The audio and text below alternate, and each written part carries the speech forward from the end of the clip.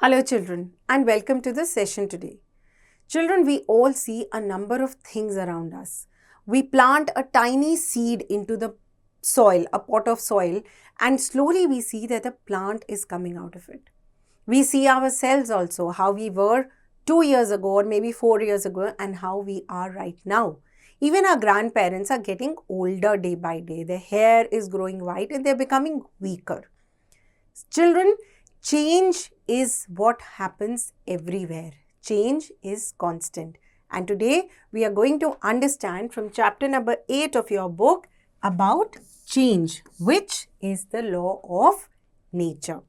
So as I just said, everything around you, whether it is a change in weather, it is the alternation of day and night, cooking of food, spoilage of food, rusting of iron, burning of paper, wood and fuels, changes in plants, germination of seeds, growth, flowering, formation of fruits, changes in animal growth, producing babies, movement of things which can be slow or fast, or even for that matter, the movement of the pendulum.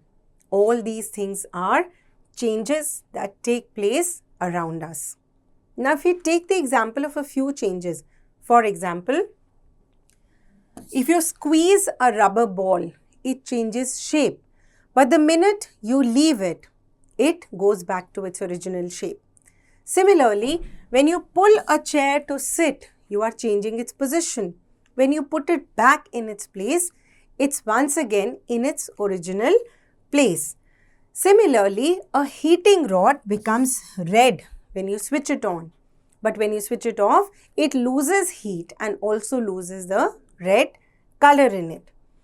If ice cubes are heated up, they melt into water. And once they are cooled again, they become ice again. So depending on what is happening after a change, changes can be classified as reversible changes and irreversible changes. Let us understand reversible changes in more detail with this video. Changes around us can be reversible or irreversible. Changes that can be reversed easily to obtain a substance in its original form is called a reversible change. Some examples of reversible changes are changing of ice into water on melting and changing of water into ice on freezing. The folding of paper to make a bag, the size of the paper remains the same as before after folding it. Water changes into water vapor on heating, but it can be changed back into liquid water by cooling. So here we saw a number of reversible changes. Now let us talk about irreversible changes. A very simple example is if you add lime water to your milk, it curdles to form paneer. Can you get milk back? No, you cannot. So this is an irreversible change. Similarly, wheat grains on grinding will give you wheat flour. You cannot get wheat grains back from wheat flour after the grinding process is complete. It is an irreversible change. Similarly, a seed growing into a plant is an irreversible change because you cannot put the plant back into the seed. Neither can you go back to your 1-year-old self, how much ever you would want it to be. These changes that we have just read about may be reversible or irreversible. Now, let us talk about what causes these changes. So, let us talk about changes caused by heating. Now, some objects expand on heating. For example, metals when heated increase in size. And once the heat is removed, they come back to their original size. Similarly, some rubber objects also expand on heating. If you lay your mattress or quilt outside in the sun, this also fluffs up a little due to the heat of the sun. Now, out of these changes, some are reversible and some are not. Now, you can get your quilt and mattress back in shape. But if you heat a metal and you melt it and it takes a shape, then probably changing it back to the original shape may become difficult. Now, if you heat rice in boiled water, it expands. But if you try to cool it, it will never get back to its original state because it is cooked. Now, some objects burn when heated. So, for example, if you light up a candle, it loses its shape. If you light up wood or paper, you will see that they turn into ash on heating. These are irreversible changes. So, you have an activity here in your book where you can actually understand how metals change on heating. This is a simple experiment but needs to be done in the laboratory under constant supervision. Do attempt it. Objects change their state when heated. We are very aware that solid ice can be heated into water and water can be heated once again into vapor. And we also know that the reverse is also possible by cooling them. Some objects do not sustain changes. For example, when you drink hot milk in a plastic cup, you may feel that the cup is hot for some time, but that's it. There is no other change in the cup. Once the milk is finished or if the milk is cooled, then the cup also loses the heat. Now let us understand what happens when air is heated. We already know that when air heats up, it becomes warm. And what happens to warm air? Warm air always rises. So if you've seen the example of a hot air balloon, it's basically a huge balloon with a burner at the base. Now what does this burner do? This burner constantly heats up the air in this hot air balloon, because of which this hot air balloon continues to rise in the air.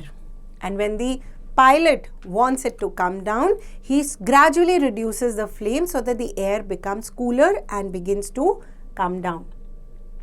Children, because of heat or because of change, there may be a change in the internal structure.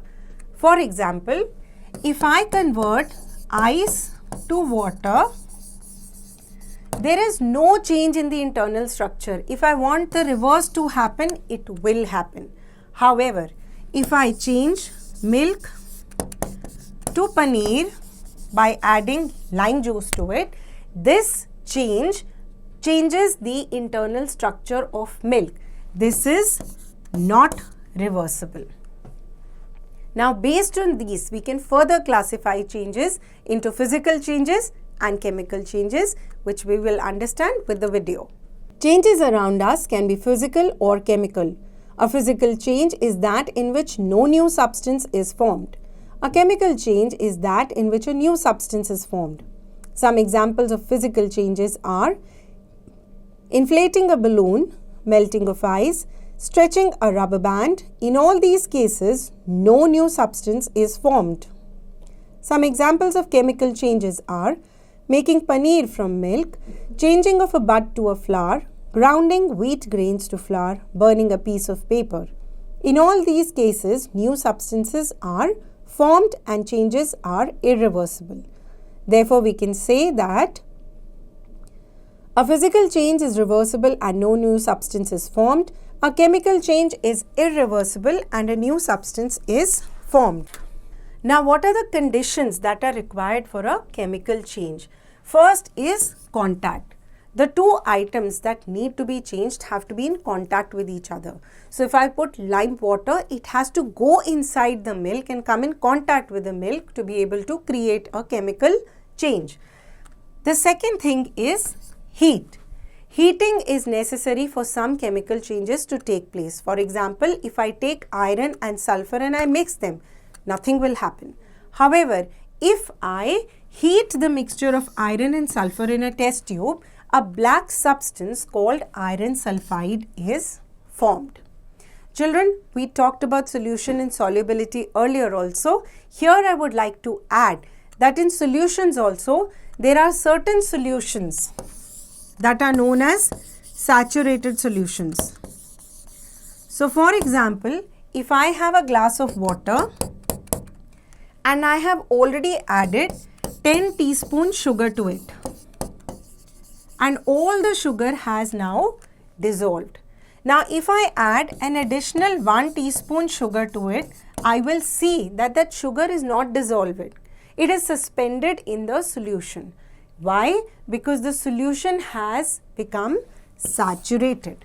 It has lost its ability to add any more sugar to it.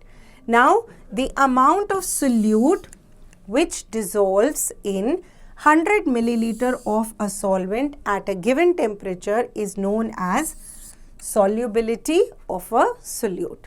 So children, in this wonderful chapter in science, you have understood the various kinds of changes that take place around you. How we can classify them as reversible, irreversible, physical and chemical, and how different factors in our environment affect these changes. So let's get on with the exercises at the back. Thank you.